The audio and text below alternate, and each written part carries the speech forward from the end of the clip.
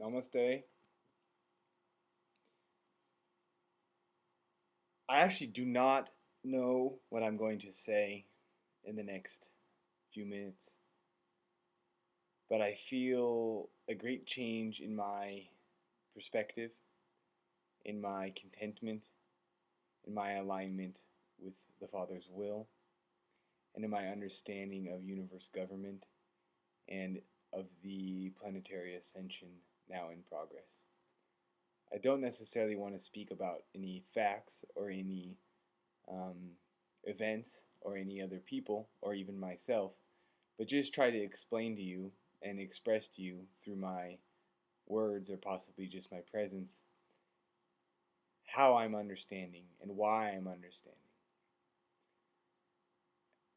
Everything that I've been through in the past years, and of course in my entire life, and of course in any previous life, which I may or may not have lived, works toward this moment and this process of integration, expansion, learning, living love, and of connecting and meeting more and more of my family. What I want to say is wordless, actually, and I don't know what it is that has changed in me. But I want to record this moment down just to say that a shift has occurred, and I am on the far side, the more progressive, further evolved portion of some fence, of some divide, understanding now my role better and understanding exactly how and why we are meeting each other and how and why I make these videos. Hepdot is a blessing for me because it allows me to express myself. It allows me to make art continuously, but also quickly. Part of hepdot is recording and editing and uploading in a fairly quick amount of time. Some of the videos I spend time on, but mostly it's a spontaneous process. And I love this part of the art because it's like sketching in my notebook, but visually and with words, spoken words. But hepdot is also a blessing, and this is possibly the bigger reason for my involvement on YouTube, because of the people I have been able to meet. As I have been making videos over the last years, I have come into contact with certain individuals who test me. This testing is not necessarily direct, but in my worldview and in my approach to life during my conscious ascension, I have attempted to integrate and understand all perspectives. This does not necessarily mean that all perspectives are correct. In fact, they are not. But for my human mind, for my mortal self, it is a process of encountering different types of information, different types of thinking, of thought, of philosophy, and of religion, and tying them together. This is the essence of 1 plus 1 equals 1. This is a practice for me. This is not necessarily the experience of absolute truth. Just because I can integrate things doesn't make everything correct. And in fact, one should not commingle evil with good.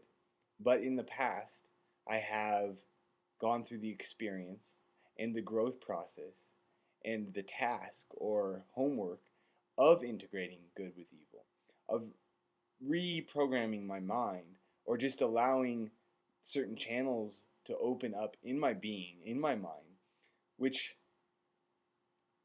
point to unity rather than duality, rather than to division. So now I'm at a point where I've used this process, this technique of training 1 plus 1 equals 1. And now, and in the past maybe 1 month or so, possibly more, I started to feel an emptiness, a stagnation in my progress. I encountered Deer 07 in the Light family, Team Light, not the Light Family, that's all of us, but Team Light is D07's project to unify us. And this was one of the hardest integrations I ever managed. Because of the brightness of his personality and because of the technique of how he speaks to higher self, things I don't do with this looking up at higher self. Actually, it's interesting. Craig Grant is also a major test of my ability to integrate what I was understanding. You see, as I was walking the path of spiritual progress in the last 3 years, because of my mind, because of my personality, I have to attach to certain forms of belief. But very early in this process, I realized that even though I may attach them, and by that I mean integrate them into my thought and to even follow them, such as dogmatic Christianity or the Hare Krishna version of the Hinduism as taught by Prabhupada's version of the Bhagavad Gita, etc. New Age thought. I realized that I could attach myself to thought patterns, to modes of understanding, integrate them, even assimilate them into my being, and yet let them go at the same time.